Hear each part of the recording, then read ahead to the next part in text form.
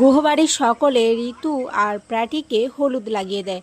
এদিকে এই হলুদ লাগানোর মাঝেই কথা এভির সাথে ধাক্কা খেয়ে যায়, আর কথার গালে থাকা হলুদ এভির গালে লেগে যায়, যেটা দেখে সবাই মজা করতে থাকে। এরপর প্রিয়া কথাকে কিছু হলুদ লাগাতে এলে কথা আবারও এভির সাথে ধাক্কা খেয়ে যায়, আর তারা নিজেদের স্বপ্নে বিভোর হয়ে যায়। এদিকে তখন চিত্রা কর্তা দিদাকে বলে, মা, রেখা কি কোনো কাজ করবে না? ওর তো নিজের ছেলের বিয়ে। কর্তা দিদা বলে, আমি কি বলবো বলো তো, ও তো ছেলের মা, নিজের সন্তানের বিয়ে আজ, ওর মনেও তো একটু খুঁত থাকতেই পারে, তাই আমি আর ওকে জোর করিনি, ও যেটা ভালো চায় ও সেটাই করুক।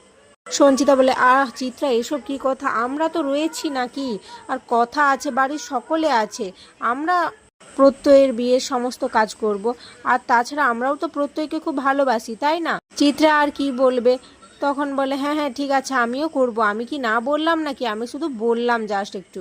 এরপর এভিকে নিয়ে কথা, জুনি, প্র্যাটি, আক্কি এরা সবাই লেগ পুলিং করতে থাকে। এভি বলে সে এইখান থেকে চলে যাবে।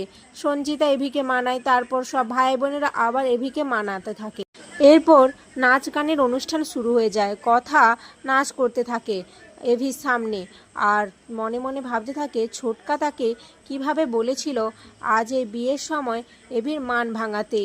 এরপর অগ্নি সব ভুলে কথাকে আপন করে নিয়ে নিজেরা নাচতে থাকে। প্র্যাটি, ঋতু সবাই মিলে নাচ গান করতে থাকে। তখনই কর্তা দাদু চলে আসে, আর কর্তা দাদুকে দেখে সবাই ভয় পেতে থাকে, কিন্তু কর্তা দাদু সবাইকে অবাক করে দিয়ে তিনিও নাচ গানে সামিল হয়ে যান, যেটা দেখে সবাই খুব খুশি হয়ে যায়, আর সবাই একসাথে নাচ গানে মেতে ওঠে। এরপর কথা সবার অলক্ষ্যে নিজের ঘরে এসে সেই ওয়াকিটকিস ফোনটাতে দেখে বিনায়ক স্যার ফোন করেছে কিনা, কিন্তু কোনো ফোন না আসায় কথা আবার লুকিয়ে দিয়ে ফোনটা ওখান থেকে বেরিয়ে চলে যায়। এদিকে এভি কথাকে এভাবে লুকিয়ে আসতে দেখে সবার সামনে থেকে তার মনে সন্দেহ জাগে, সেও কথার পেছন পেছন আসে। এরপর কথা ওই ঘর থেকে বেরিয়ে গেলে এভি ওই ঘরের মধ্যে প্রবেশ করে আর বলে, কথা নিশ্চয়ই কিছু গোপন করছে আমার থেকে, যেটা ও আমাকে জানাচ্ছে না, ও তো এভাবে বিপদের মধ্যে জড়িয়ে যাচ্ছে।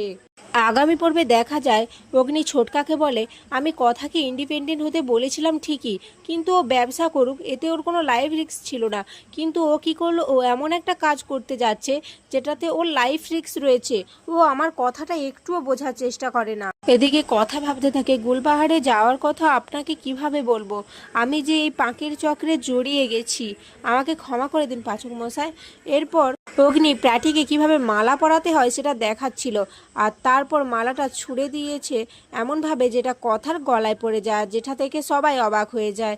আর এখানেই আজকের পর্ব শেষ হয়ে যায়।